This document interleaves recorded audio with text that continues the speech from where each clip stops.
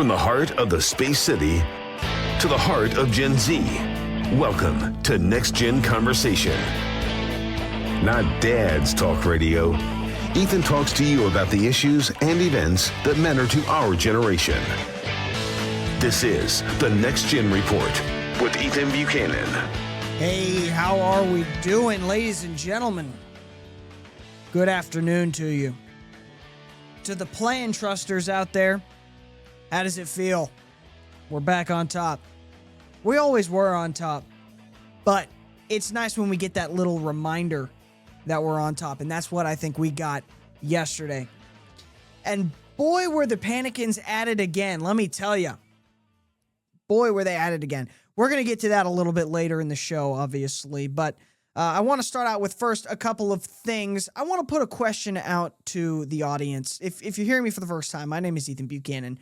I have been a cigar smoker for some time, just casually, really. I enjoy a good afternoon cigar, maybe an evening cigar after work when I'm done with my day-to-day, but I've started getting into pipe tobacco recently, and I have found that I absolutely love it, possibly even more than cigars. So I want to put this question out to you, and you can answer it via X, or if you're listening on the iHeartRadio app, there's the talkback button there. You can answer it there. Just give me your name, where you're calling in from, and give me a quick little 30-second answer. If you happen to be a pipe smoker or enjoy pipe tobacco, or even cigars, because I do still enjoy a good cigar, let me know what your favorite tobacco is. Let me know what your favorite pipe is, and let me know where you get it from, because I'm still trying to kind of dip my toe into these waters and find stuff I like. So I would appreciate some help on that. And you can, like I said, give me those answers on the free iHeartRadio app, or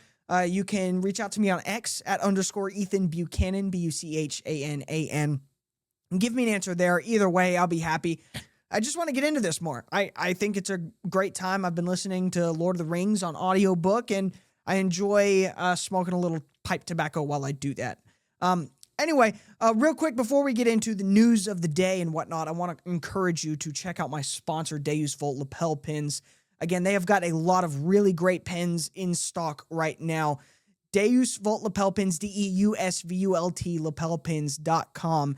Take a look at what they've got. They've got historic American symbols, Christian symbols, Texan symbols, really anything you can think of. If you're any type of proud of your heritage as an American, as a Texan, as a Christian, there is a lapel pin that will look great on your jacket here. They're $6 a pop. With my promo code NEXTPIN2026, you can get them even cheaper. That's 10% off right there. So check them out, see if there's something you are interested on their website, and tell them I sent you with that promo code. Get yourself a nice little discount. Now, moving on. Obviously, the big news of the day is Iran and the ceasefire that we achieved, and the left freaking out about Trump using maybe harsh language to achieve that ceasefire. If you've watched Trump and watched how he does business for any significant amount of time, you saw this coming. You did. You knew that what he was doing is using big words to sound tough and sound scary and kind of force the other side of the deal because, frankly, they're scared that he might be bonkers. And it works more often than not. Let's be honest with ourselves. It does. The art of the deal is a real thing. Trump is not an idiot when it comes to negotiation. He's got a style that he's used a bunch, and it's worked for him. Pardon me, had to take a drink of water. So anyway, that's essentially what happened here. And of course, the left freaked out about it, and we'll dig into that. But before we do that, there has been kind of an immigration story that's gone by the wayside, unless you're on the political Twitter quite a bit, which I know a lot of people aren't. But there is once again a push, even inside the Republican caucus, to secure amnesty for illegal aliens. This keeps happening. All right. I don't know why this keeps happening. This is a repeated problem. We're going to dig into that, I think, before we talk about Iran, because in the immediate short term, this is a much bigger issue. I mean, wars will continue throughout the Middle East as they have for 2,000 years. But the preservation of the United States relies on us getting illegal aliens out. All right? There is some good news on that front. Texas is and has been doing its part, for the most part, to deport these illegal aliens, and I'll give you an example of this. The Texas Tribune put this article out, and obviously they're trying to say this is a bad thing. I think this is a great thing. Texas is cutting undocumented immigrants off from school, work, and driving. The sweeping rule changes, all enacted outside the typical legislative process, oh, how dare they, have upended life for non-citizens, including those who are here legally. All right, I'm going to call cap on that. If you're here legally, this is at most a mild inconvenience. If you're here illegally, good. Your life here should be miserable. I don't want you to have a good time. I want you to hate it here and leave. That's what I want. So here's the article itself. Over the last year, Texas Republicans have enacted sweeping regulatory and legal changes that have upended all facets of life for non-citizens. The state has limited who can get occupational licenses, register or buy a car, obtain commercial driver's licenses, and get in-state tuition at colleges and universities. Now, what they mean by that is we've made it so that those who can't speak English or aren't supposed to be here can't do those things. That's a good thing. That is a good thing.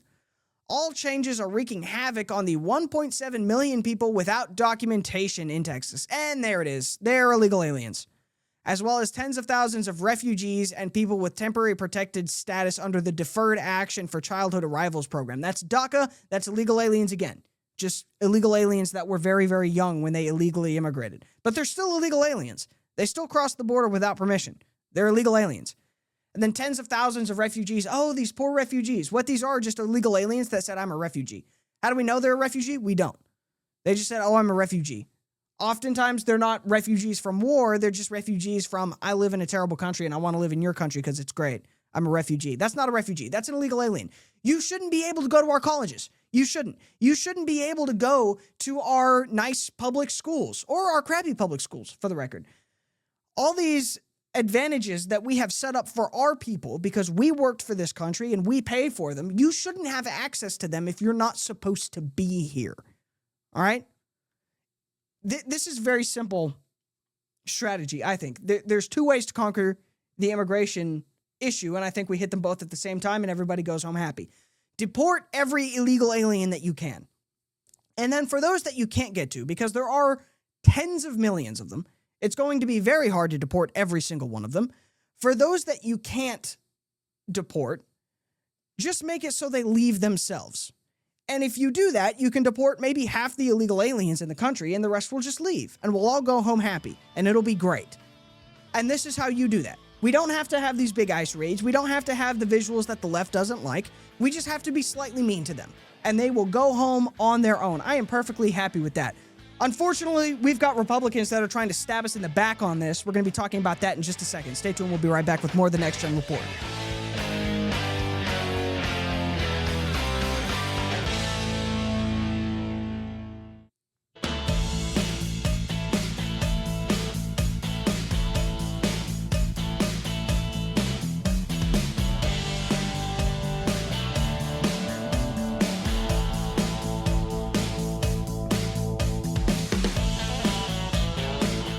Alrighty, ladies and gentlemen, welcome back to the Next Gen Report. @ Ethan Buchanan, Buchanan. Once again, that is the X page. Question of the day. This is really more for my tobacco enjoyers out there, cigar enjoyers, pipe tobacco enjoyers specifically. If you have any recommendations, every favorite brands, or even favorite styles of pipe that you enjoy to smoke, give those recommendations to me, please. Give them to me on X @ Ethan Buchanan, Buchanan. I am just kind of really starting off on my pipe tobacco journey as I read through The Lord of the Rings. And I have discovered I love it, but I need your help. So if you have a favorite pipe tobacco or even a favorite pipe that you can recommend to me, please do so. I would appreciate it. Now, the real issue of the day is illegal immigration. Of course, we'll get to Iran and all that did and didn't happen there in just a moment. But I think first we need to talk about this Dignity Act, or actually, as it's technically named, if you look at the actual House of Representatives website, the Dignidad Act, which is Spanish for dignity. I think that really tells you a lot here. This first came to my attention because Brandon Gill was talking about it. Brandon Gill, of course, is a very popular congressman from Texas. He's actually from the North Texas, kind of Dallas area, DFW area. If you're familiar with Dinesh D'Souza, who I actually don't care for all that much, but he's Dinesh D'Souza's son-in-law. I love Brandon Gill. again, Dinesh D'Souza is fine, but he's a little bit weird, I think. But anyway, we're not here to talk about him. We're here to talk about the Dignity Act. So here it is. This is a screenshot of the Dignity Act shared by Congressman Gill. He said it's actually not called the Dignity Act, like I just pointed out. It's called the Dignidad Act, which, again, Spanish for dignity. It's in a foreign language added for insult. And I don't know if that's really why it's in a foreign language. I don't know if the intent of writing the name of this bill was to be insulting, but I definitely concur with the congressman. It seems insulting to me. I feel insulted by this because, again, it's put forward by a Republican, supposedly, and you're going to stab us in the back as we're trying to deal with the illegal immigration problem. We're trying to make it inhospitable for illegal aliens here so that they'll just leave and go back to their own home countries. And while we're all working tooth and nail to do that on a grassroots level and even at an actual political level in the halls of power, depending on who you are, we've got this lady who wrote this act who's stabbing us in the back. This was proposed by Maria Salazar. She's one of the big leaders on this. And again, she's supposedly a Republican. And she is now very mad about the fact that we, the people, have noticed that she's trying to stab us in the back. So Brandon Gill has been tweeting about this act almost incessantly for the last several days. And she is now going on the attack about all of this. So here's her tweet out that she put out in response to Brandon Gill. She said, "Read the bill before you open your mouth. Calling the Dignity Act amnesty isn't just wrong, it's a deliberate distortion, and it exposes just how little you know about the bill. This is enforcement first, zero tolerance for criminals, permanent border security, and hard-earned requirements to step forward and face the law so American workers are protected, not undercut." She's full of crap, by the way, here. Everything she just said is a lie. "Amnesty is the chaos you've defended. Millions in the shadows, no control, no accountability, and a system that stopped working a long time ago." That right there is where you should start to get worried. The current system is amnesty? The current system right now, this system right now, where we're rounding people up and deporting people, we're doing that so much that radical leftists have tried to literally kill ICE agents. And that's amnesty? According to Maria Elvira Salazar. There's your other red flag. I don't know the history of this congresswoman. And to be quite honest with you, to be frank, I really don't care to. The fact of the matter is, she has at best betrayed her Republican voters. Because, again, the Republican Party makes no bones about this. I've sat in on the actual meetings where they set party policy. And the official party policy, unless something major changed and nobody told me, which I highly doubt, is we deport every illegal alien. All of them. They all have to go. And they do. They all have to go. Or we will no longer have our country. Here's the issue. The moment you start making exceptions to the law, you've made exceptions to the law. The law no longer matters. Now what only matters is, can I convince you to make an exception for me? The law has got to be black and white. And if it's not, you don't have a law anymore. Nevertheless, she continues to claim and maintains even now that this is not an amnesty bill. Brandon Gill, again, did a good job of calling her out for this. "Make no mistake about it," he wrote, "the so-called Dignity Act is amnesty. It gives amnesty to any illegal alien that crossed the border before 2021, any illegal married to a U.S. citizen, and also massively expands visas, including permanent residences for F1 international students." We've talked about this in detail on the show in the past. It's not just the illegal immigration that's the problem. It's the biggest, most obvious problem in the short term. But in the long term, our legal immigration is also a massive problem in this country, and it is going to destroy the country, and this enables that even more. It would bring mass deportations to an essential halt as illegal aliens flood the courts with their dignity claims, whether they're eligible or not. Any Republican supporting this amnesty and betraying the voters, any Republican supporting this, gosh, I can't read, is supporting amnesty and betraying the voters that elected them. And he's exactly right. What's really shocking to me is why she's trying to claim that this is not amnesty. I mean, at this point, just be honest. Just say it's amnesty. There's plenty of people, squishy Republicans, moderates, even Democrats, that will rush to support you if you're the amnesty candidate. They're out there.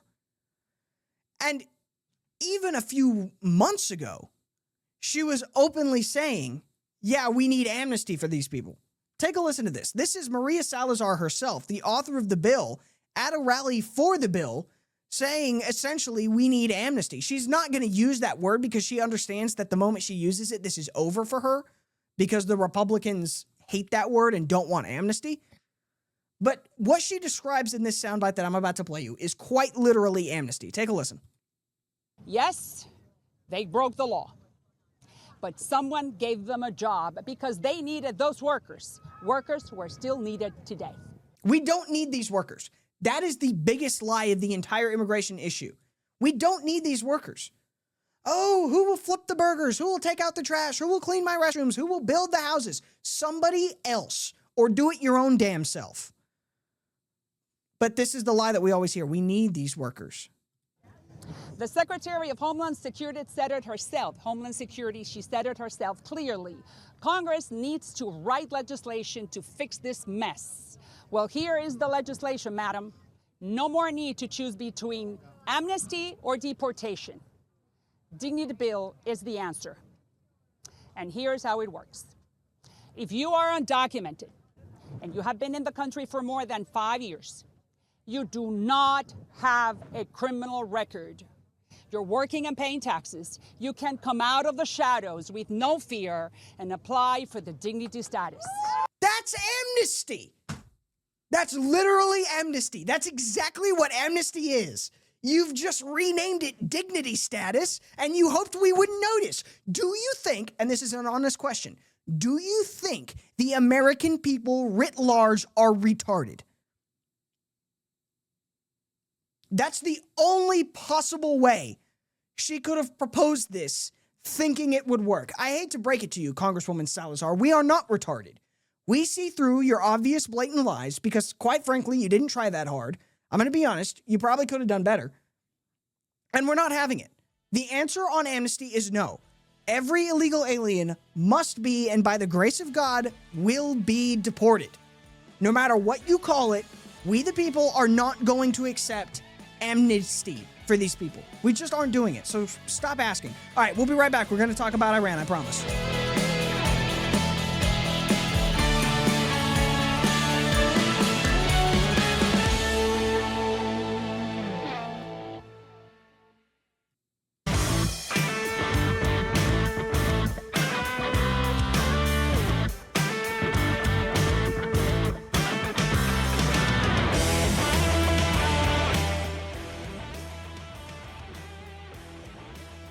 Every single person on Earth should go read The Art of the Deal.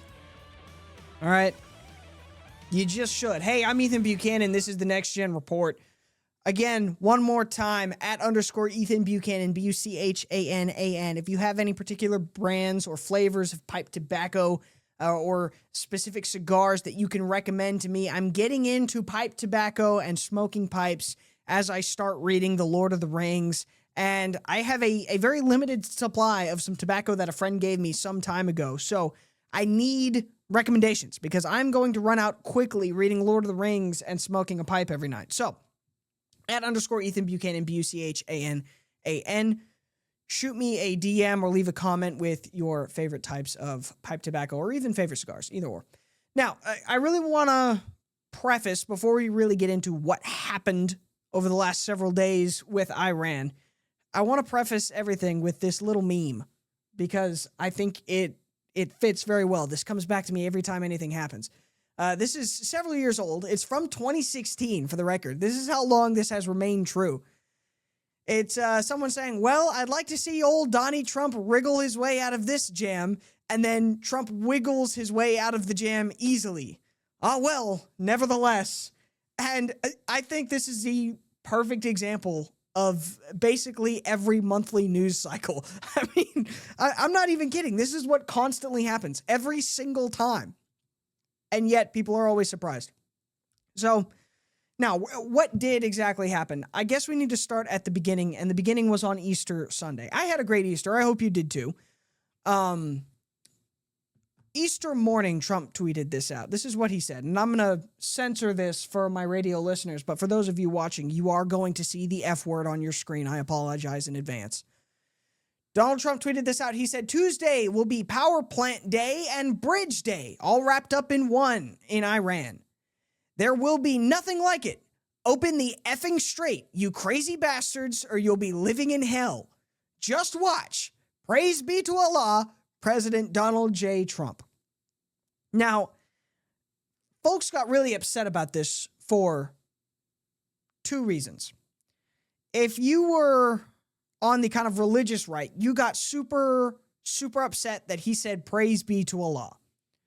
If you are any type of leftist, you got super upset that Donald Trump was going to blow up bridges and power plants because that's civilian infrastructure and that's a war crime and you can't do that. No. You know what? If it violates international law, call the international police and let me know when they pick up the phone. All right? I've said it before and I will say it again. The only legitimate form of international law that ever has existed or ever will exist is the B-2 stealth bomber. And last time I checked, we're the only ones that had any of those. So the United States can do what it wants. And also, for the record, a military can target bridges and power plants if they're being used by an oppositional military. So those claiming that this violates the Geneva Convention or international law or whatever, no, it doesn't. Shut up. You don't know what you're talking about. Even if you were right, international law is fake and gay. So we're just going to blow up the bridges and the power plants. Or at least that was the thought process. Now, again, the people that got super upset that Trump said, praise be to Allah, honestly, I can't help you. You're just not that bright. He was obviously mocking Muslims. Yes, he said, praise be to Allah on Easter. It's not because he's trying to praise Allah on Easter. It's because he's trying to make an example to these people that you can call out to your pagan false god. He will not answer you. I've likened this to when Elijah in this old Bible story was basically dueling with the prophets of Baal. The challenge was, if I'm recalling the story right, and I probably should have read it before I talked about it, but here we are. Something along the lines of the prophets of Baal and Elijah, the prophet of God, both built a big tower or a big pyre of wood. And the challenge was basically, you call to your God to light your pyre, I'll call to my God to light my pyre, and we'll see whose God answers. And of course, Elijah called out to God, light my pyre of wood on fire, and God did. And then the prophets of Baal were doing their thing, and nothing happened because Baal is not real. And so he goes, well, maybe Baal is just not listening. Maybe Baal is busy. Maybe Baal is in the restroom. Elijah wasn't saying, oh, Baal is a legitimate God. He's saying your God is a clown show and so are you. And that is what I believe President Trump is doing. Even Tucker Carlson, of all people, was able to realize this. And listen, I know Tucker Carlson is still popular with a lot of folks on the right. Here's what we need to realize. This guy's an idiot. He's a click grifter. That's all he is. He just says what's contrarian so that he will get clicks for it. That's what Tucker Carlson does. That's his brand. All right? And here he is going, oh, no president should ever mock Islam. He at least understood that that was what President Trump was doing, but he was still upset about it. I don't understand why. Take a listen to this. Who do you think you are? You're tweeting out the F word on Easter morning? You'll be living in hell. Just watch. Praise be to Allah. So obviously you're mocking the religion of Iran. Mm-hmm. Okay. If you seek a religious war, that's a good idea. But by the way, no decent person mocks other people's religions. Every decent Christian should mock these false religions. I firmly believe that. False gods, pagan idols deserve nothing but ridicule. This is firmly fixed in my mind. These false religions should be mocked endlessly and ceaselessly because they're jokes. Why are we still pretending that Islam is anything close to a serious religion? It's a clown show religion. It's Middle Eastern Mormonism, except sillier somehow. And yet we're forced to pretend that this is somehow a legitimate faith. It's not. It was considered a ridiculous early Christian heresy in its early days. And because Islam in its early days was an incredibly violent religion, they were able to bully their way into the public sphere. But this idea that it's above reproach, we can't argue with it, we can't mock it, we just have to disagree with it politely. No. Allah is a clown god. His prophets are clown prophets. This is a joke religion, and it deserves to be mocked. It should be mocked, and good on Trump for mocking it on Easter, no less. I applaud him for that. So anyway, while Tucker Carlson was being super upset that the Muslims might have gotten offended, President Trump followed up with a series of tweets that later set the deadline for Iran to open the Strait of Hormuz to be 7 p.m. Central Time. That's our time, 7 p.m. Central Standard Time yesterday.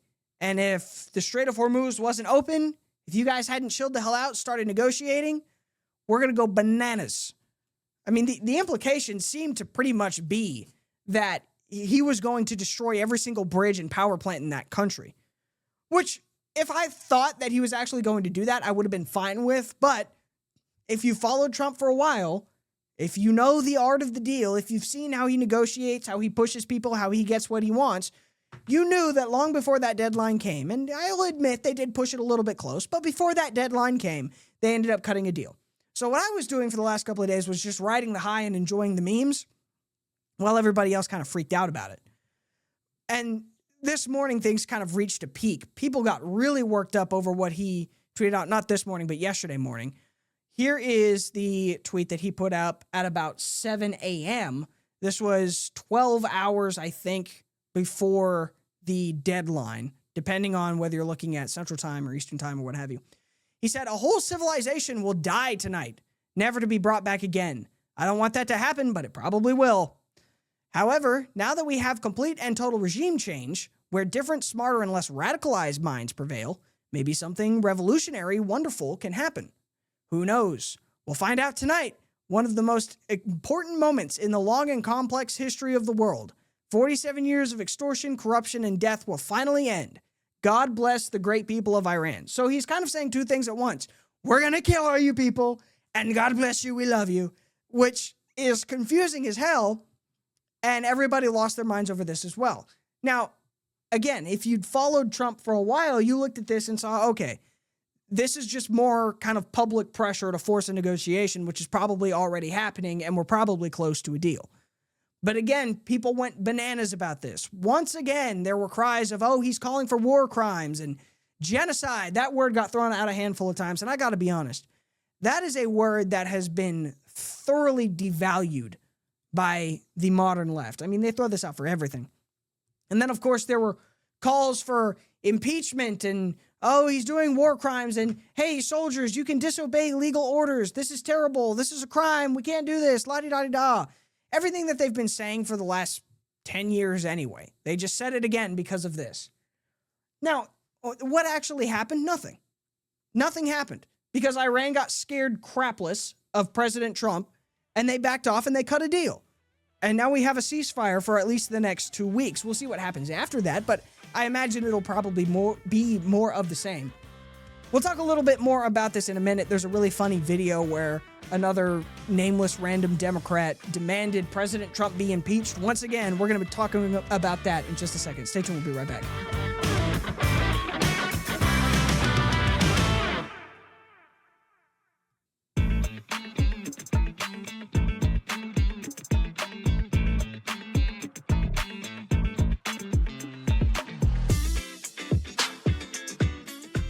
Alrighty, welcome back to the Next Gen Report. If you're hearing me for the first time, or maybe you're just a Wednesday listener, I want to encourage you, check out the Sunday show. Right here on AM 950 KPRC, 7 p.m. Sunday evenings. If you happen to be on the car, tune in. If you're not in the car, you can listen free iHeartRadio app, wherever you get podcasts. We podcast it. The video goes up on Monday mornings. I want to encourage you to check that out. We have a lot of fun on the Sunday show. Now, getting down to business, I think when it comes to President Trump, there's basically two kinds of people. There are the panicans, as Trump calls them, the people that just freak out all the time. It's very close to Trump derangement syndrome, but it's not quite the same. And then there are the plan trusters. I consider myself a plan truster. We are those that believe there is a plan and the plan will probably work. Because we have seen time and time again that while everybody freaks out, like that meme in the last segment, Trump manages to always somehow wriggle his way out of things. Now, you can say that's just a coincidence, but I feel like it's happened a few times too many to be a coincidence. So I lean towards being a plan truster, all right? I have yet to be burned on that. If it happens, and we'll cross that bridge when we come to it, if it hasn't been blown up by the president. But I want to take a few minutes to, as a certified plan truster, revel in the panicking of the panicans, or I guess the Trump derangement folks. All of the above, really. Namely, for starters, Ilhan Omar. Here's what she had to say. This is right after Trump's tweet yesterday morning where he said, I'm going to wipe out the entire civilization of Iran. Donald Trump must be removed from office for threatening war crimes and genocide. Speaker Johnson, bring the House back into session. Invoking the 25th Amendment and impeachment must be on the table. But Congress should also move on a war powers resolution to stop Trump.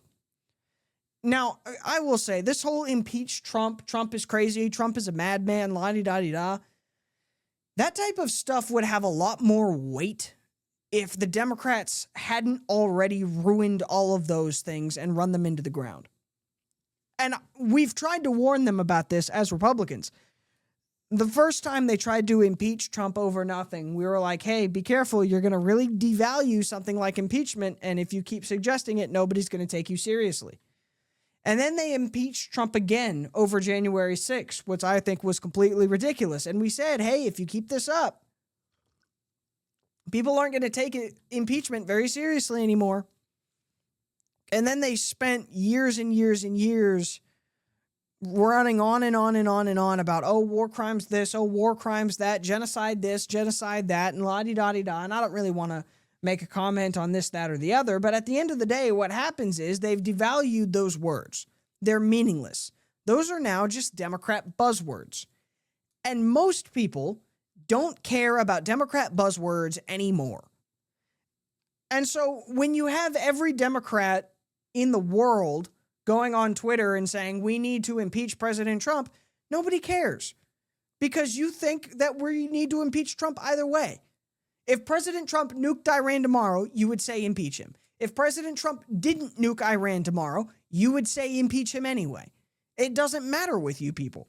And so we can't take you seriously. This kind of goes back to the taco thing. You may have seen this if you're online. People saying Trump tacoed. That's a abbreviation for Trump always chickens out.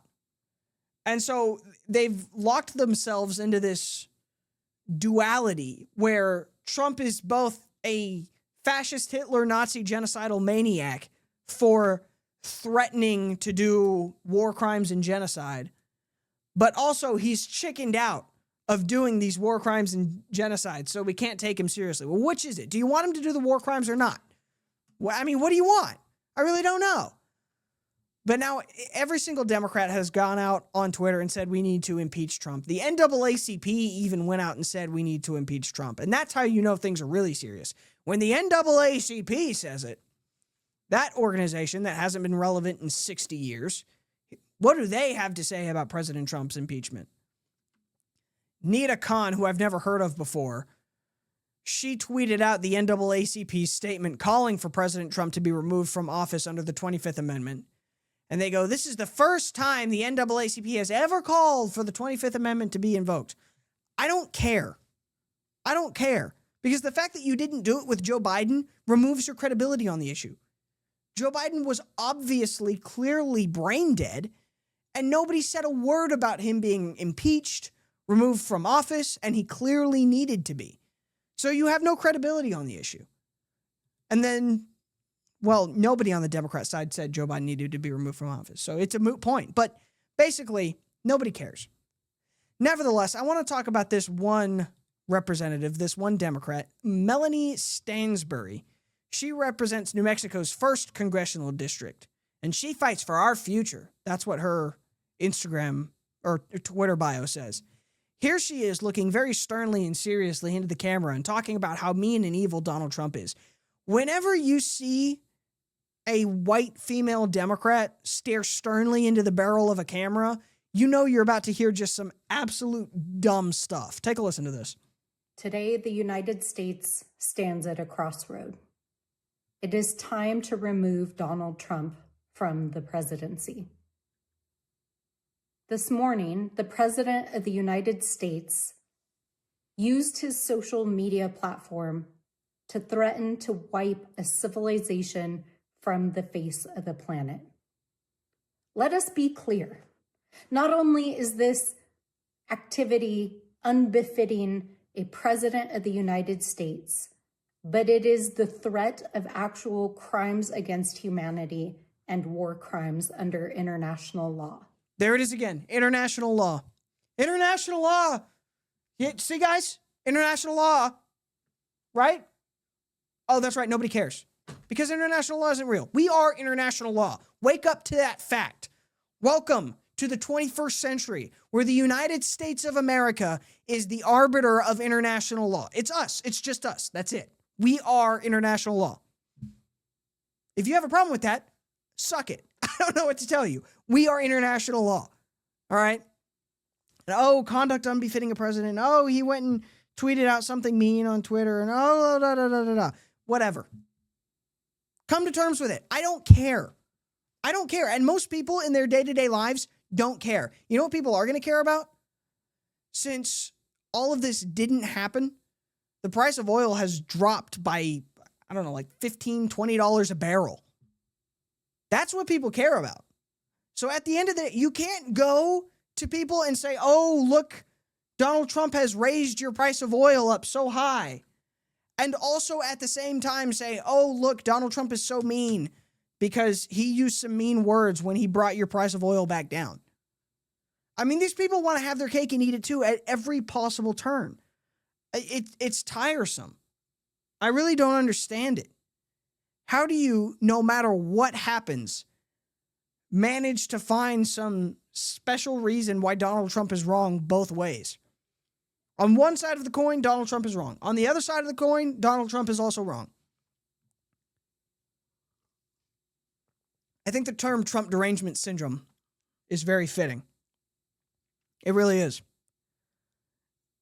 And it's very convenient because Donald Trump is always evil no matter what he does. That's the beauty of Trump derangement syndrome, is Trump can be at the same time the fascist genocidal dictator and also the coward for not carrying out the genocide. I really don't know what the Republican counter to that is, rather than just pointing at these people and laughing. Because at some level, it is kind of genius, because there are that maybe 20 to 40% of the Democrat base that are just completely brain dead and will buy this every single time. So credit to the Democrats for finding a surefire way to lock that down. But I mean, I really don't know what else to say on it. Anyway, that is all I've got for you today. Thank you very much for listening to the Next Gen Report. Once again, @ Ethan Buchanan on X. Check me out there, BUCHANAN, by the way. And hey, we'll see you Sunday evening, 7 p.m. right here on AM 950 KPRC, or anywhere in the state of Texas if you listen on our various affiliates. Thank you very much.